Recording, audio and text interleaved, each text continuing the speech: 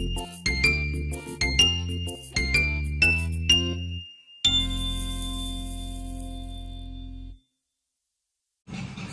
sejahtera kawan baik semua, salam menjernihkan pikiran dan menebar kebaikan.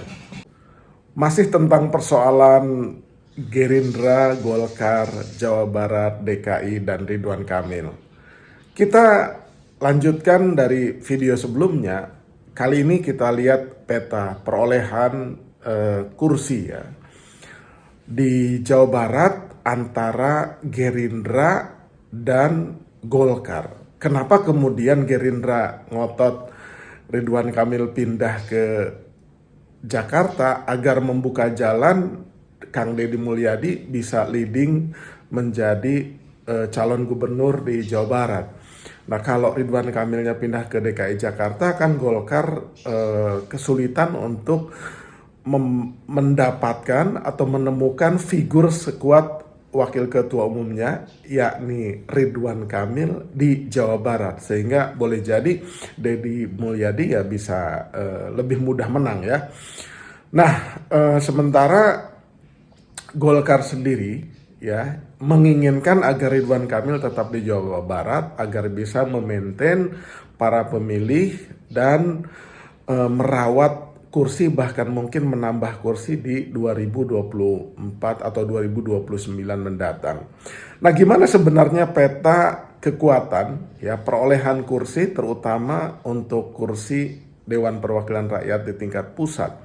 Kalau kawan baik semua ya, pada pemilu 2014, 2019, dan 2024, Gerindra diuntungkan karena ketua umumnya itu, Prabowo Subianto, itu menjadi calon presiden.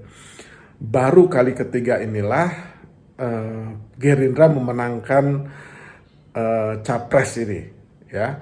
Nah, kalau dilihat perolehan suaranya, pada 2014, kursi DPR yang diperoleh Gerindra itu hanya 9 kursi ya, dari 11 dapil dari 91 kursi DPR yang diperebutkan di Jawa Barat. Tetapi di 2019 lagi-lagi ketika Prabowo jadi capresnya, Gerindra melonjak suaranya 100% atau 2 kali lipat perolehan kursi DPR-nya menjadi 18 kursi. Nah, di 2024 lagi-lagi Prabowo Subianto jadi presiden, maka perolehan kursinya walaupun belum secara resmi dilantik, tetapi kemungkinan besar kurang lebih itu 25 kursi DPR diperoleh Gerindra dari 91 kursi di Jawa Barat. Jadi melonjak terus suaranya. Ya. Tetapi ironisnya Gerindra untuk di DPRD tingkat provinsinya itu menurun di 2024 ini. Dari tadinya 25 kursi DPRD provinsi menjadi hanya 20 kursi. Walaupun jumlah suaranya itu meningkat, tapi kursinya itu turun 5 kursi. Nah, sementara Golkar di 2014, kursi Golkar dari Jawa Barat itu 14 kursi. Tetapi di 2019, Golkar turun 1 kursi menjadi 13 kursi. Tetapi di 2024, perolehan kursi DPR Partai Golkar dari Provinsi Jawa Barat, dari 91 kursi yang diperebutkan, itu memperoleh kurang lebih 18 kursi. Jadi naik 5 kursi itu. Ya. Jadi inilah kenapa pertarungan memperebutkan wilayah politik Provinsi Jawa Barat dengan 35,7 juta pemilih itu menarik, terutama antara Partai Golkar dengan Gerindra yang sedang rebutan Ridwan Kamil. Gitu. Nah, inilah kemudian membuat Golkar hati-hati dalam memutuskan, karena berdasarkan survei untuk di Jawa Barat,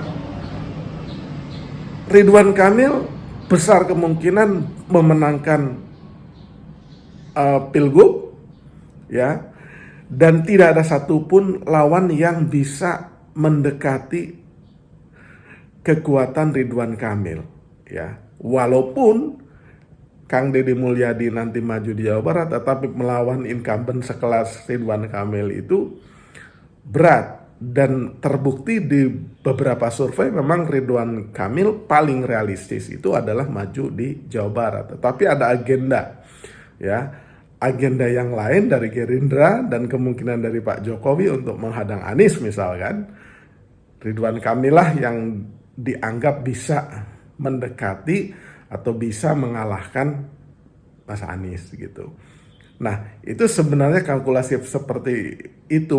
Oleh karenanya Golkar tidak mau terburu-buru mengikuti skenario yang diinginkan Partai Gerindra, dalam hal ini Pak Prabowo maupun Pak Jokowi. Karena Golkar juga harus punya agenda politik sendiri sesuai dengan agenda elektoral dan merawat konstituen mereka, terutama di tanah Pasundan itu, di Tatar Pasundan.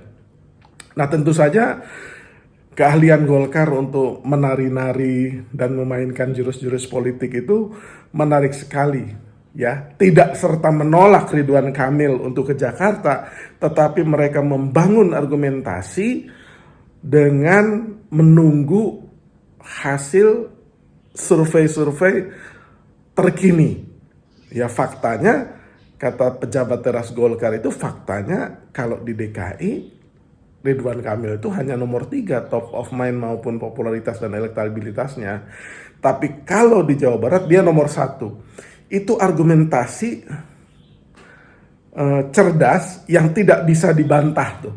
Fakta-fakta saintifik atau berdasarkan data secara survei tersebut gitu. Hanya itulah alasan yang paling masuk akal. Kalau pertarungan elektoral memperebutkan pemilih di Jawa Barat itu kan alasan yang terlalu politis, ya. Karena kekhawatiran kehilangan banyak pengaruh dan kehilangan banyak kursi itu kan